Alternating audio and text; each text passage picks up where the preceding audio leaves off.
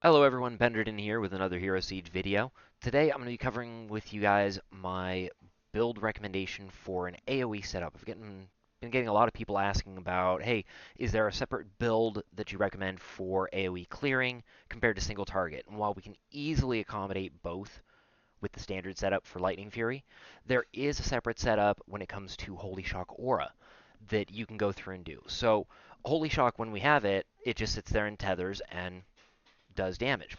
But if we go through and change it from the standard setup, we can actually have it do a massive pulse that AoEs off of every enemy hit and just wipes entire groups. So I'm going to show that to you here real quick. The main focus to this is going to be gathering storms. Okay, so it stacks up static energy on the monsters in the area, and they releases a giant storm, dealing damage on an increased radius. And we trigger that along with this ability here, Adjusted Fuses, has a chance to trigger a lightning explosion dealing additional damage on hit. And this bumps up to 175%. So we're triggering Gathering Storms at 150%, which can then trigger the Adjusted Fuses at 175%. And it just wipes enemies. And then we're increasing the overall damage of Holy Shock by another 75%. And I recommend that last point here into larger grid just for increased area.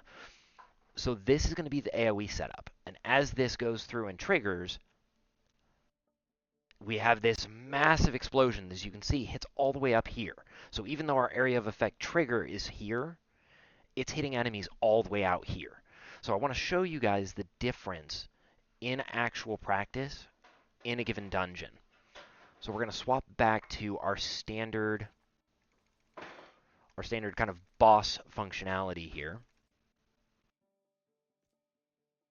And I'm going to do the same dungeon. We're going to go through and do 3-3. And I'm going to show you guys how this looks both ways, okay? And kind of the main difference that you'll see. I got to try and make sure that I don't get sidetracked by too much stuff, but you know, Terithium is always important to stop and get. So as you can see, you know, lightning tethers off and it just arcs that red to the nearby enemies, okay?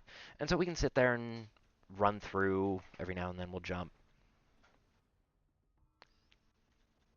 And so this is kind of the standard run speed that we utilize as Lightning Fury if we're utilizing our main Lightning Fury attack to go through and clear.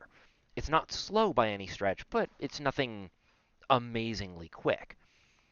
Now, I do want to emphasize while I am doing this that just like every other build configuration in the game, it is all personal preference. It is playstyle. You know, this build may be everything that certain players want and absolutely nothing that other players want. So bear that in mind as you watch this. If it looks fun, you might enjoy it, but that's not a guarantee that you're going to like it. So this is, as you can see, a reasonable speed, nothing super fancy, but a very reasonable clear speed. Okay? So now we're going to go through and do the exact same dungeon, but with the configuration set up for AoE.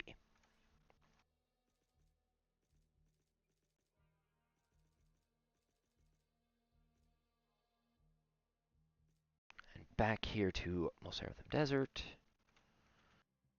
And we just got to find the...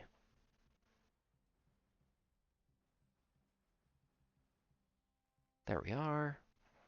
So as you can see, as I'm going through, I'm not even going to auto attack.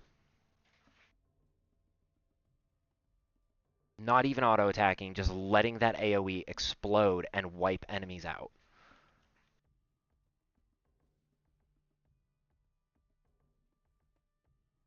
And so this is... Now, granted, there are going to be, of course, enemies, you know, especially if you're dealing with, like, Divine or Bloating that do not get one-shot. There's only so much that can be done in that regard. But for the most part, I'm just walking through watching everything explode.